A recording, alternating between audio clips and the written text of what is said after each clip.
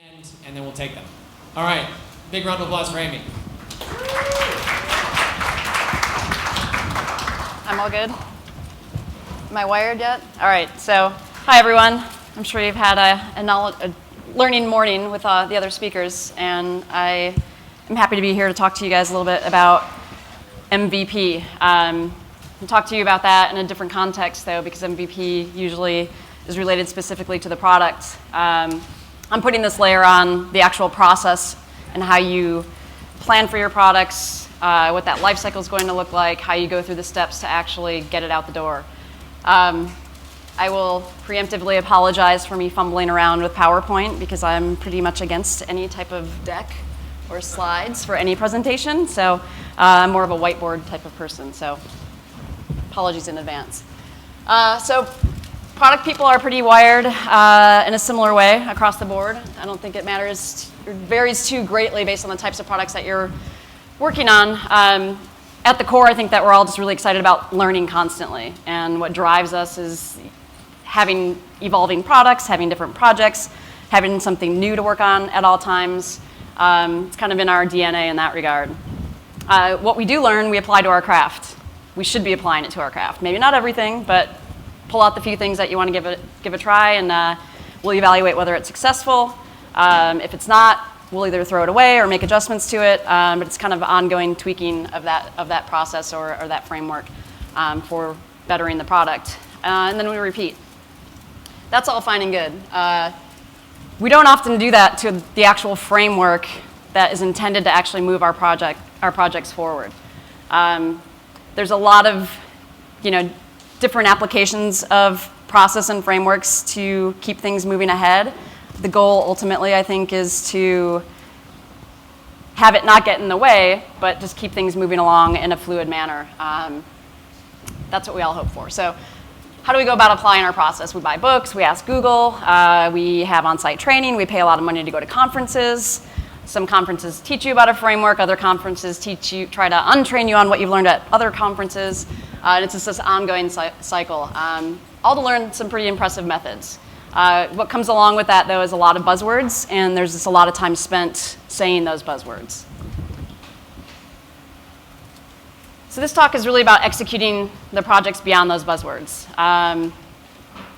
Continually tweaking that framework to create and maintain fluidity and forward progress across all the projects. A lot of times there's multiple projects happening concurrently. Some of them are slightly staggered. You have to sequence them because there might be some technical dependencies along the way. So it's really about just keeping that fluid and moving forward. If you're bogged down by the process, you're just going to hit roadblocks again and again.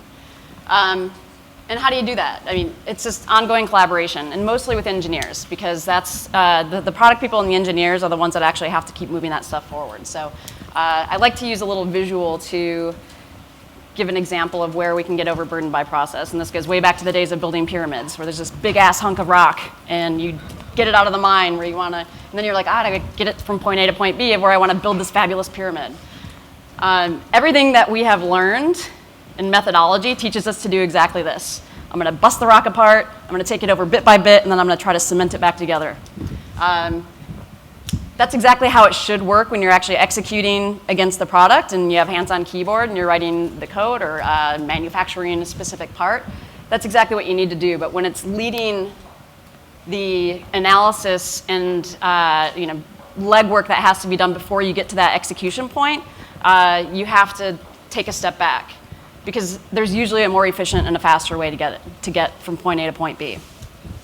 So this is, as I said, it's really about applying and removing what we've learned at the project level when we're executing against it and taking a step back and saying this is the overarching process of what that product life cycle looks like. So it's about zooming out, broadening your perspective. Because at the end of the day, it's the overbearing processes and artifacts really slow the project down. If you're constantly building and updating roadmaps, progress reports, burn down charts. I'm not saying that those are bad when you're actually in the execution state, but if you're constantly building reports and updating on progress, it's slowing you down and you're not doing the valuable work that's needed. Just as an example, everyone's kind of learned about user stories at one point or another. The concept of writing it on a 3x5 card was the promise to have the conversation. It wasn't about trying to put everything on that one card. It wasn't about trying to say that, this is the entire life cycle of what this product's going to be. It's saying have the conversation with the right people. And that's a mix of different team members across business units. So you're going to have, at the core, you're going to have your business stakeholders, you're going to have UX design, you're going to have your engineers in there. Have that conversation and have it very, very early on. So keeping that in mind, I'm obviously making some assumptions here. At any given company or company that you go to work with, you've already vetted and prioritized what your project work is going to look like. You know what your product is, I hope. This isn't about me telling you what to do from a project perspective. The principles of Agile still do apply. You still have to estimate the work. You have to commit to how much can be done in any given period of time, in any given iteration. You have to understand what works for one project does not necessarily work for another. And every project that you put in the queue and that is prioritized should be treated differently because they come from very different business drivers throughout the business. And at the end of the day, from a product perspective, we're listening to the business, what the needs are. We need to make money. We have to ensure that we have jobs long term and that we're converting on the product the way that management and everyone else in the company wants us to be successful. After 15 plus years working in software development and on those products, I've really tried to simplify it in what has worked successfully for me and the teams that I've been fortunate enough to work with across many great companies here in Chicago, and currently apply this to how we operate at Brad's Deals. And it's really about taking 3 buckets and looking at your product and having that line of sight. I refer to it as line of sight because as the product owner or the product organization, you're constantly looking out into the future. You know what that big goal is for that product. You just can't define it exactly at that particular point. So you want to look at what you're doing now, you want to look at what you'll do soon, and you want to look at what where that product will be later on. This does not at all mean that you're not doing the work. You have to understand what your market is, you have to understand what the needs are, you have to do the business analysis, make sure you're going to get the right return on investment, all that fun stuff about doing product. And to me, that's the most fun stuff. So the business side is definitely still required. You have to go through those steps to ensure that what you are going to invest everyone's time in, especially the people that are involved in those project teams, that you're going to get the return that you expect. This does not work very well if you don't have top-down support. It's a very simplified way to look at your product. And I have worked at companies where this was not well supported at the management level or throughout the operations of different business units in the company. And I've currently work at a great company that does have this support. There's just the innate autonomy and trust that we on our product team are looking at the business, and we're very much tied to the revenue of the company, and we're looking at the profitability. There's no way that I would allow anyone on our team to work on anything if I can't tie it directly back to either profitability increases, cost savings, or additional revenue streams. If you don't have the top-down support, it's going to get, you're stifled. You're stifled in those artifacts again that I was talking about a little bit earlier. I'm kind of known to just do what I feel is right and apologize later if necessary. It doesn't always go over as I expect, but the reality is that if you're constantly updating artifacts, it's just they're wrong. They're wrong every single time. It doesn't mean that you shouldn't be thinking about the money. It doesn't mean that you shouldn't have your stuff buttoned up and be able to address those questions when they come at you, because they most definitely will come at you, and they'll come at you often. But if you're spending, your head down on keyboard, poking in numbers and updating a Gantt chart, it's just the minute you print it, it's wrong, and it's not worth its weight in the paper itself. We actually have a saying on our team, and Merrick is back there, one of our product leads. We started calling it the anti-Ganty, and then just shortened it to Ganty because we just refused to kind of fall into where those dependencies are. I mean, I've worked at very, very large corporate companies where RACI charts and everything had to go up to the 27th floor for approval, and it was just mind-blowing and ridiculous how much time was spent in updating documentation that was intended to be the measurement of forward progress on your projects. And those are the types of companies where you have meetings to have meetings and build nice PowerPoints to have meetings and all of that fun stuff. So I soon learned that I wanted to shoot myself in the head every day in that environment, and immediately fled. So does this concept kind of resonate with people? Just the line of sight. I mean, you're on the forefront of saying, I own this product, so I have to look way in the future of it, maybe 3 to 5 years out even. but the line of sight really never goes beyond maybe 12 to 18 months. It's too nebulous out there. You don't know where it's going to go. You don't know how what you're doing in the now is going to change the soon or the later in that regard. But you do own the product, so you have to understand what the business side of it is. So let's go into a little bit of those buckets. So the now is literally right now. I mean, you're looking at the current iteration. It's prioritized, it's defined, it's estimated, you feel good about it, you've committed to the time in which it's going to be launched and shipped. And during this, you're overlapping. So from a product perspective, we're involved in the iteration and doing acceptance in a lot of cases. Sometimes it's the business stakeholder that's going to do the acceptance. Sometimes it's very driven through a technical task that's going to be developer accepted. So it's really all over the board on how that goes. So you have to have your eyes on what's happening right now and the involvement, review that stuff as it's going through the process and whatever format you're actually operating within from an iteration standpoint. Or some agile methodologies will say, you know, it's test-driven development and we just run it all out and it's continuous deployment out into production. Some are a little bit more cautious and they'll say, I'm gonna run it in staging, it's gonna go through a more formalized QA process. Again, the whole kind of concept here is that you kind of have to tweak your own process to make it work for whatever team that you're working within from an engineering standpoint. From a product perspective, though, you're doing multiple things, as everyone knows. You're also then planning for the work that's going to be coming up in the soon. So you're wearing multiple hats, obviously, trying to solve for the existing problems that surface and the current work that's being developed. Maybe something's uncovered that wasn't expected, or bugs are identified in production and they kind of come in and throw some things out of whack.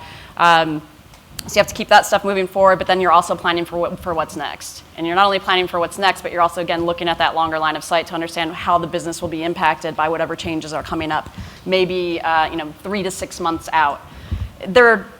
The soon is defined, but only to the extent that I know that there's either requirements or dependencies on the work that's in the now, and it may shift and alter and adjust, how those become defined or how that'll affect some estimation a little bit later on.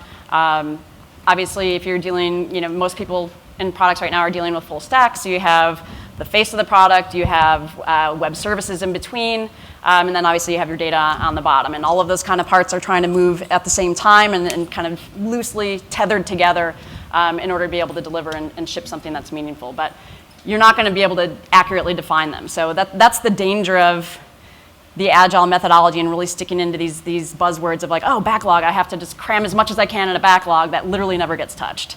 You're going to go back, 2-3 months later and look at it and you're like, what the hell is this? I have no idea what this even means anymore. So we've taken it to an extreme at Brad's deals where we do not put any stories in Pivotal Tracker. We use Pivotal Tracker as our tool. We do not put any stories in a backlog or icebox until we are sitting down and writing the stories and estimating the work right before it goes into the development queue. That way, you don't have to worry about cleaning backlogs and reprioritizing and doing that type of stuff. It's just keeping your focus on the now, and that is what is going to keep that fluidity and forward progress on everything that you're working with. And again, I think, what do we have, maybe 4 or 5 projects in motion at any given time. Some of them are completely independent, some of them have dependencies on each other. So it's important to be able to focus on the work that's being done right now and not grooming a backlog. That can take literally an entire day of just figuring out what's in there in the first place. So later, this is just the sum of all the parts when they're realized. I mean, that's all the work that you've done in the now and in the soon, and then that's that kind of target out there on the horizon that's maybe 12 or 18 months out, and you've done all this work, and then you're like, yes, now it's out there. It's defined. We knew what it was. We just knew that we couldn't get there with a specific kind of recipe 12 months beforehand. So that's the fun stuff. You're like, all right, now this has all come together. Let's go back and reflect on the work that has been done, and hopefully you're seeing it in your revenue returns once you do ship it. This should really be the extent of road mapping, but again, not all companies are comfortable with that. You build a lot of trust and autonomy along the way and get a proven track record, and you can kind of make some of these broad stroke changes at some organizations. And quite literally, some companies can't operate like this. This really is the guide. This tells you as individuals and people that are seeking out companies to go work for. It has to be about what's comfortable for you and what type of organization that you want to work within. If you're on a massive SaaS-based product, like I was at a prior company, even though we had client demands and needs, and they were paying for it, and they expect it, quarterly, and all of that stuff, you can still do that with a more loosely, loosened process, I should say, more so. But you have to apply it to where you are or where you want to work, and just understand how you want to operate, and it hopefully will help you get a better idea of what type of environment that you want to work within. Project teams. Covered this earlier. Most teams are going to have your business stakeholders, obviously. The UX and design is interesting. I'll come back to that in a second. And then obviously engineering. Keep these teams small and tight.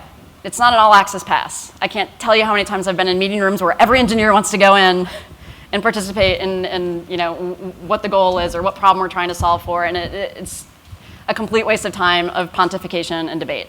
Everyone wants to be smarter than the next guy or girl, and it's a colossal waste of time. So if you can keep the meetings tight, keep the teams tight, get the people that you actually need in there. If you have a data-heavy project, get the data guy in there. If you have a mobile app dependency and you need an API endpoint, make sure you get the mobile team involved. I mean, it's just like, as the product manager what your project is, what the goal of it is, why we're doing it, so get the right players in the room, but try to keep it to the minimum number. Analysis and estimation. So, I was going to go over this. All right, so UX and design. I'm going to call this out specifically because I've operated with this in very different ways, where UX has been part of the engineering team, it's been part of the product team. I am very strongly in the belief that UX belongs in the product organization, because the flows and the wireframe and that user experience is really driven from a product perspective, or you should be thinking about it in that way as a product person. Getting those pieces involved, whether there's no wireframing needed at all, sometimes it's just paper prototyping. I mean, just keep it super simple. But you have to have it involved because there's dependencies there. And we actually meet every Tuesday for a quick 15, 20 minutes to talk about the queue of dependencies that exist between UX and design and product, because product is pulling all of these efforts all the way through, or we should be. So if we're not planning far enough ahead and grouping those projects and staggering them out over the now, like several weeks worth of work, what tends to happen is you hit a wall. Like I know my design team has a queue of about 2 weeks, so they always need 2 weeks to go through the wires, work with product, get some of the designs, get the reviews happening early enough on so that they can make adjustments. We kept seeing that just bump against that end of the 2 weeks. We're reviewing it at the end of the 2 weeks, and then we're like, oh no, this is not what we anticipated, and then trying to make changes. So it was really, the projects were sliding. And we by no way have this perfected at Brad's deals, but we know when we run into the problems, we know when we encounter the friction, and we just revisit it constantly and just say, okay, this is just clearly not working. And sometimes it's the conversation of literally sitting down at a table and going, there's no communication happening between these three people who are like the most important up front in a project, in order to be able to have engineers in the meeting and then sit down and accurately estimate this stuff. It blows my mind sometimes, and I don't mean this in a negative way. I have 3 kids at home, and I oftentimes have to treat them like the professionals, and then sometimes I have to treat the professionals like my kids, because it's shocking sometimes how key functions of any product just do not communicate at all. So it's constantly wearing that hat as well of saying, okay, let's talk about it. Let's actually talk about it.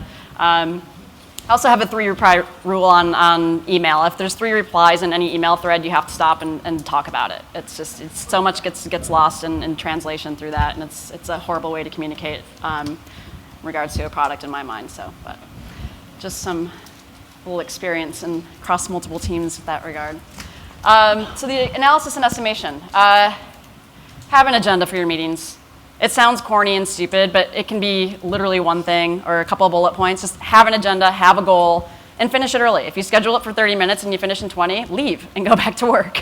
I can't tell you how many times we all start meetings and socialize and you're catching up, and that's all fine and good, but we should be excited and driven by the work at hand, and excited to get going on that work. So don't waste the time in meetings if you don't have to be there. I don't know that anyone, I don't think I've ever met anyone that likes meetings.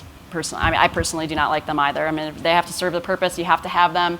You have to have the quick talks, but don't let them go on and waste your time, because there's too little time in a day. And if you have kids or a life outside of work, you're going to want to have that time and not be working after you get home. You probably are anyway, because you're wired that way, but make it be your choice and not a requirement. Involve those team members early on. This is just an ongoing tweaking of the process again, where just depending on what type of project it is, if you don't involve the engineers early enough on, they don't have time to sit with the concept, the problem, sit with why we're trying to solve for it, not telling them what the implementation is, but the more time they have to think about what that implementation needs to be or should be, the better the project is going to be, and it's going to be more accurately estimated. MVP in regards to the product work itself doesn't have to be bad. It should be good. I mean, you should always be proud to put your name on what you ship and the work that you do, but if you don't have them involved early enough on, they're just not going to be able to think through it in the right way. They're not going to be able to conceptualize or whiteboard out different ideas and approaches to what the implementation should be. So I just cannot express the importance of that enough. It does lead to the more accurate estimation, as I said. But this is really the crux of where the adjustments to the process and framework and your given organization really comes at play. I can give a couple examples of the types of different projects that we have at Brad's Deals. So we deal with desktop web, and whenever we're dealing with desktop web, we're also keeping in mind what the responsive element needs to be for mobile web. We have an app-specific team. What do we have? 3 different apps? 4? Yeah. iOS, Android, iPad. We have very data-heavy projects. There's architecture and infrastructure changes. So you can imagine the difference in each of those product realms and how they affect each other and how you would treat them, right? So don't get hung up in the idea of, again, it's like, oh, I have to have user stories and it has to have this format to it, and as of this, I want to do that because of X, Y, and Z.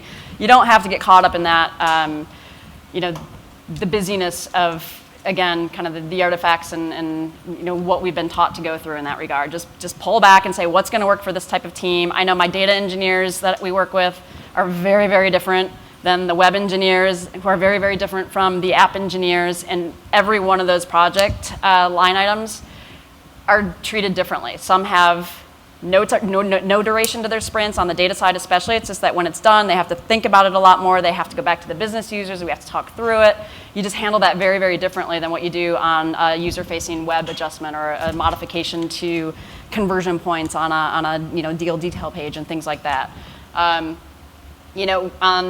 the app side of things, how does it differ from what you can do on mobile web or desktop web? Like, where are the differentiators? I mean, you just treat those projects differently. So don't get caught up in like, oh, we say we have 2-week sprints and we have to have all the stories written and we can't get to the estimation and we have to groom the backlog to go through all of that stuff. So just make it your own process and make sure that it's just, again, creating and maintaining that fluidity across it. I think I mentioned this before. We use Pivotal Tracker. Sometimes we have a very large tracker that has lots of epics because it's a bigger project, it's a little meatier and takes a little bit longer period of time. And then you might kind of have multiple projects that kind of come out through that one tracker. But oftentimes we'll have just very small trackers and they'll be independent to the project itself. If we can scope the project to a 2 or 3 week period of time, we just get through the tracker, and there's nothing more satisfying and gratifying than being able to archive a tracker from having your project shipped. So with that in mind, adjusting the process and treating your line of sight on the product doesn't mean that you're not committing. It does not mean you're not committing. Loosening that grip on the process doesn't mean you're not setting out every single day and holding yourself personally accountable with a sense of urgency to accomplish what that goal is. And in my mind and everyone on our teams and within our company, nothing is a better measure of our progress than getting shit done. So I think everyone's familiar with GSD, so it's kind of the heart of what this talk is all about. So that's all I have. Wow, I went really fast. I thought I'd at least be 30 minutes, but happy to open it up to any questions if anyone has any.